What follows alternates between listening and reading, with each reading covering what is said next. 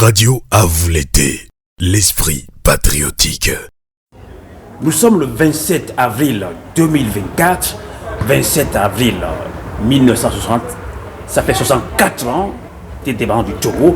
Je retrouve deux hommes, candidateurs de l'Afrique, du Togo. D'abord, Barry Josué, bonsoir. Bonsoir Amos. Vous êtes président de CTS, communauté togolaise en Suisse. Cordier Sambi, bonsoir. Bonsoir Amos. Vous êtes président de Togovio. Togovio, le nom en dit long, mais en collaboration avec les deux associations, vous avez organisé aujourd'hui la journée panafricaine, mais basée sur la commémoration des 64 ans d'indépendance. Que peut-on retenir, Cordier Sambi? Oui, d'abord, j'aimerais rappeler que cette commémoration a été organisée par les deux associations.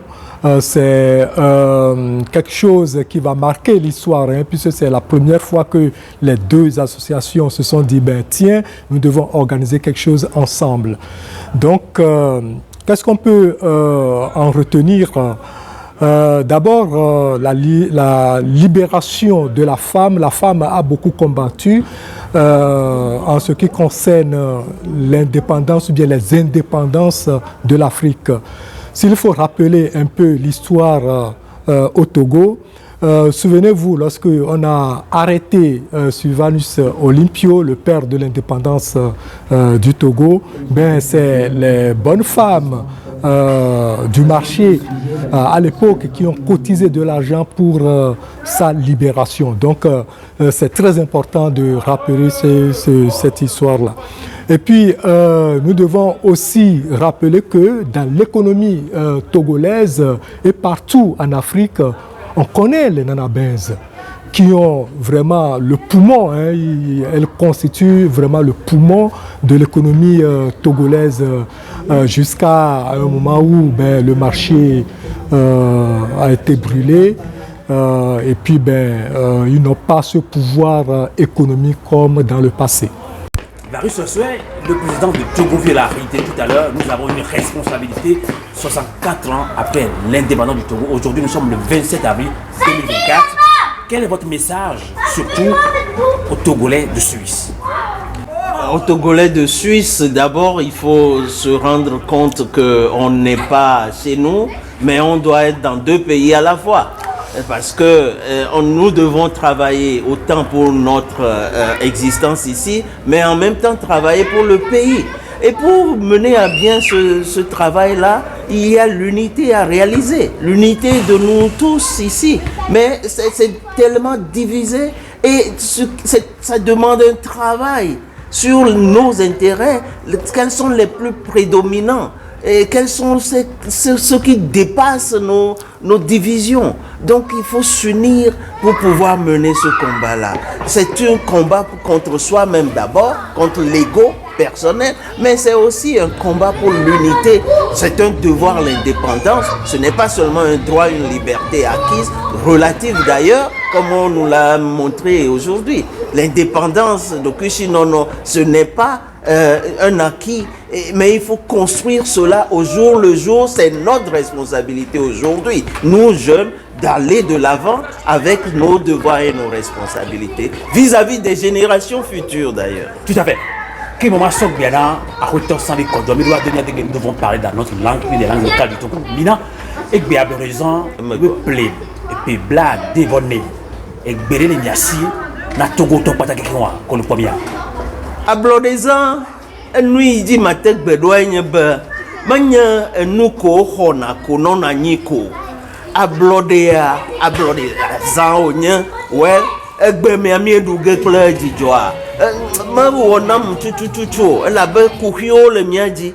Ta bon, mi jawagba be mia agbo mia pe kuhio nu, ne mia fufu, ne mia kpo ngogbe kpokpo nye vevito, le de kawowome.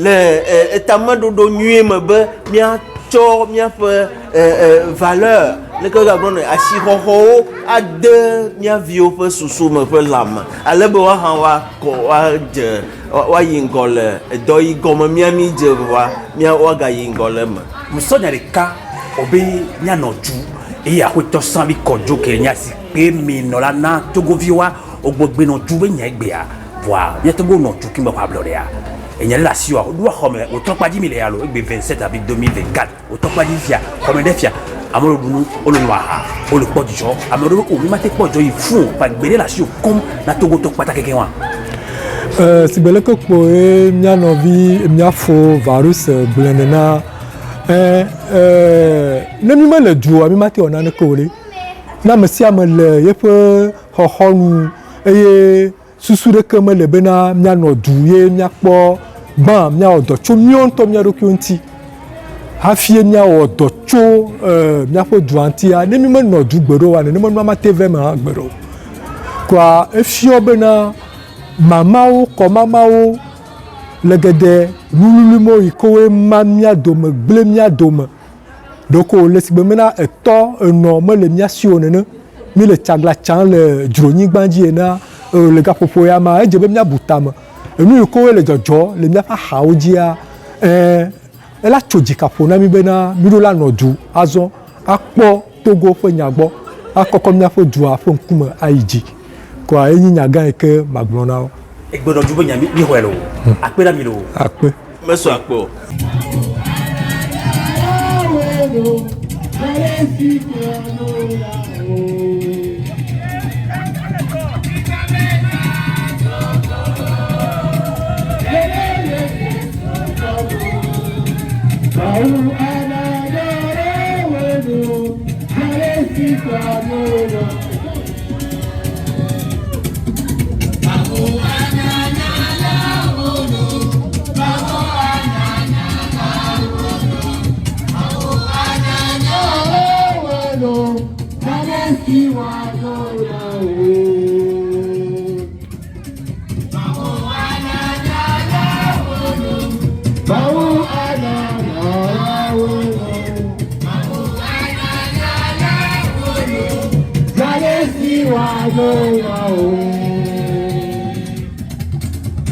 c'est au Troboko. Au Troboko, on a mieux chala. Me faut dire. Et puis au Troboko, 27 avril 2024, c'est là des bonnes. Il y a eu une minute d'appui.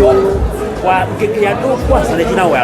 Il y a même les CV à mon le pot de jour, le cancer, quoi. Mais tu comprends pas monsieur aussi tout. Le pourquoi il y a mangé l'eau. Mais il y a maloma. Me colorado et à te payer tu me crois brother. Ne mi crois brother nyawa ma yile ka. Kwa veve to enyi bana nya jagbagba le duoma mti fa fama suwasio wa ma moko le gbedia wa wena mi atu egba be shinare le kayole ne ma ova ne diaspora wa ma moko le diaspora wo to manu ma o me te ya hode de mti fa fore o me te le mti fa hogbo donc gbedia miawe ro lava le miam Togo la 3 miam ko le gbedia wole be mo le ko la to pata me o lu da o e ma ko nda do le fu to o le fu pata wa ni me na nda la nti bo ba fi ore enya ba Togo vienne enya ba Afrika vienne no bana miam du quoi le miam Togo du le abrodezan duma mi ma te global abrodezan eyentie mi nya mi ma te doazan le nu ya mo eyentie mi jana gbagba bena o ne mi ja we a amede ne va no aba kunku ne wa demu mo ne mi nko mi me se po wa mi ase ne mi aso atu mi a dokiodo kudo no mi am juado ne mi agro egbe no be nya o mi le kwa megbe ma ni le la so nya wantia egbe no joya eyin nu gan to ne mi ma mi mete na ne ke ogbo kwa doko ma do veve mu ne mia amepoti okiki be mia noju eyin veve to alo akpelo Radio à vous l'été, l'esprit patriotique.